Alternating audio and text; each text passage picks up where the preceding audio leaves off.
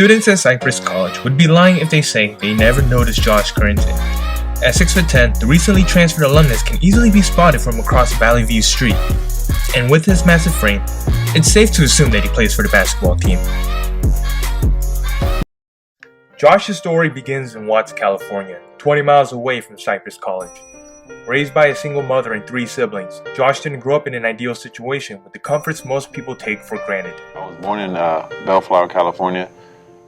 My mom kind of grew up in the Watts area, so she kind of wanted us to get away from the South Central of LA, because our whole family was there. She had a big family. She was from, they all went to the same school. They all lived in Watts, California. That's like right next to Compton. Like I said, it wasn't the best area to be. So I went to 5 different high schools. I went to like 4 different middle schools. And, like I was at homeschool from 1st to 3rd grade. We were just all over the place. And I think emotionally, it always like more socially, I feel like it kind of held me back, because I didn't really know how to like talk to people outside my family. You know what I mean? And that carried all the way until I got to like college. Like it was like I was like super socially awkward. I would talk to people and I didn't really get a feel for what. Sometimes they would say something and I wouldn't even know what they're talking about, and I just kind of laugh. You ever like do that awkward laugh thing, or like, yeah, you just laugh because they're laughing. You know what I mean? I would do that all the time, and it was just so weird. It wasn't until Josh's junior year at La Sierra High School when the basketball coach took notice of his height and offered him a chance to join the basketball team. It was the perfect opportunity for Josh to get more connected with his school. Well, I met a guy named Justin Norman, who was my high school coach.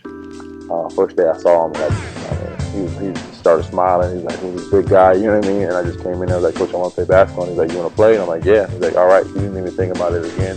He kind of gave me an opportunity, to play basketball. Even though I was like super bad, starting off, I couldn't even dribble, I couldn't shoot layups, I couldn't do a hook shot. I didn't know what basket was, Josh's inexperience and lack of hand-eye coordination made it difficult for him to be the star, but his passion and effort on the court earned him continuous support and encouragement from his teammates.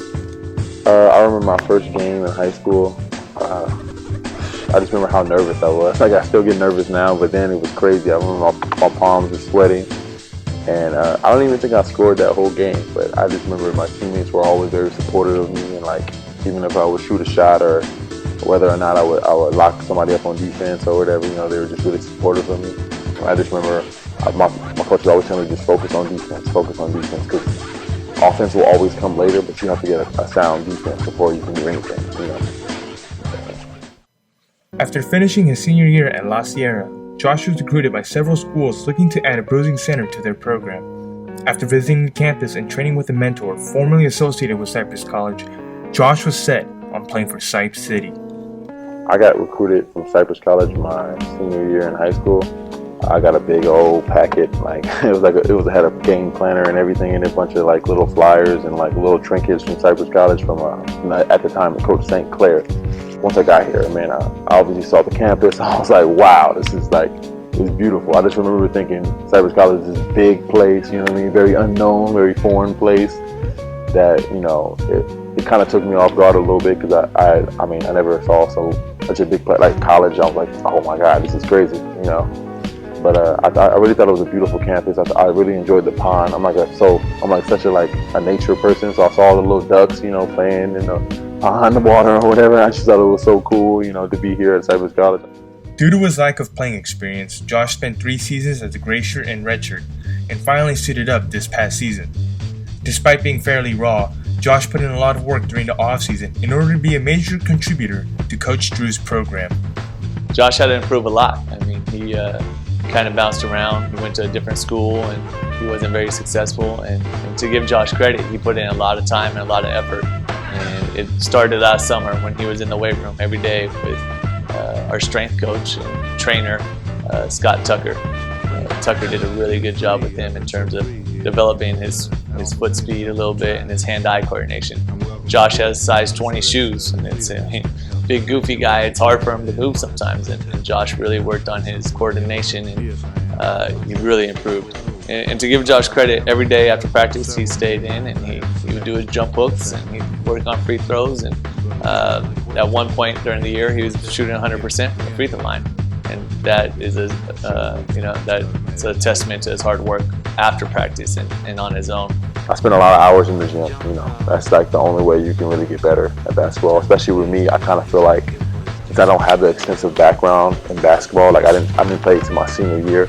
Like I don't get the days off that other people would get days off. And that might sound weird or whatever. It's like I just feel like they have so much experience on me that I can't afford to take days off like them. You know what I mean? Because I have so much catching up to do. In the Chargers' final game of the regular season, Coach Drew needed his team to beat Fullerton in order to secure their first playoff spot in 24 years. With 9 minutes left in the opening half, Currenton made a key play that brought the fans and team off their feet. We played Fullerton JC, our rivals. I remember Jeremy, I think he gets a steal on a fast break. So I see Jeremy go, I'm like, oh yeah, it's time to go. This is my moment. And I see him like he dishes past somebody and then they leave me open right in front of the rim. So Jeremy, he kind of throws it back inbounds. I catch the ball, I go up, I dunk it. I was so hyped. The crowd went crazy. I swear I was about to turn Super Saiyan or something like that because the crowd went crazy. I ran back so fast. I just remember my team going crazy. It was just a great feeling, to be a part of that. Off the court, Josh has managed to be a bright student in the classroom. His easygoing personality has helped him get along with his classmates, and his eagerness to learn despite the difficulty has earned the admiration from his teachers. In fact, Josh earned himself a transfer to Cal State Fullerton, where he will pursue a bachelor's degree and join the basketball team as a walk-on. I'm kind of nerdy with science, but I have no shame in it. I love it, I think it's about being a student athlete. You always got to have a plan B. Of course, every athlete's dream is to play professionally. I know mine is. You know what I mean. So, but you got to have a plan B, and my plan B is, thankfully, I have a love and a passion for something like science. So. Josh is an absolute pleasure to have in class. He's a great student. He's very responsible. He brings his great sense of humor to the classroom. He's well liked by all of his classmates, and he engages in conversation and discussion in the classroom, and it's just been an absolute pleasure to be able to get to know him a little bit about him, and then to see him be able to put the things that we've learned in the classroom into practice as well. All right, so I'm actually transferring to Cal State Fullerton next year, and I'm super excited about that. It's a big school. I think every basketball player's dream is to play for a Division I school. It's really cool. Like I'm going in, I'm a geography major, so I'm excited about learning new things and expanding my knowledge in that field. At the same time, being a student athlete, I feel like as a basketball player, I haven't really peaked at my potential yet. Having that late start, only playing from senior year, I feel like I have so much more room to grow. So I'm eager to see that, as well as as me blossoming as a student as well. I plan to become a teacher one day. I want to be a college professor. And teach people, give back to the kids or whatever. Driven, bashful, relentless. These are a few traits you wouldn't have expected from a big shy kid from Watts, California. With every excuse to give up and let expectations take its course, Josh overcame every obstacle and is willing to conquer the new challenges facing forward. My main source of inspiration and motivation will probably be my family, first and foremost. My mom worked 2 jobs sometimes, and I wouldn't even see her some days. So her work ethic, I feel, transferred over to me in some ways. That's like my number one motivation. Then you have your every day you want to get up. Of course, you want to make buckets. You want to get better. Obviously, just that love for the game and love for school. But I think the other reason will probably be all the people that took me for granted in my life. Like I had so many people that told me that I should never play basketball. I should just quit. You know what I mean? It's too late for you to start. You're not going to be good enough. You're not going to make anything of stuff. They said I wouldn't even be here right now. But look at me. I'm going to a good school next year. I want to play. I'm going to get my education. So I think those people that that took me for granted, that said, "Oh, he's this broke boy from Watts, California. He's not going anywhere. He's going to be nobody in life." Those are the people I think about every single day.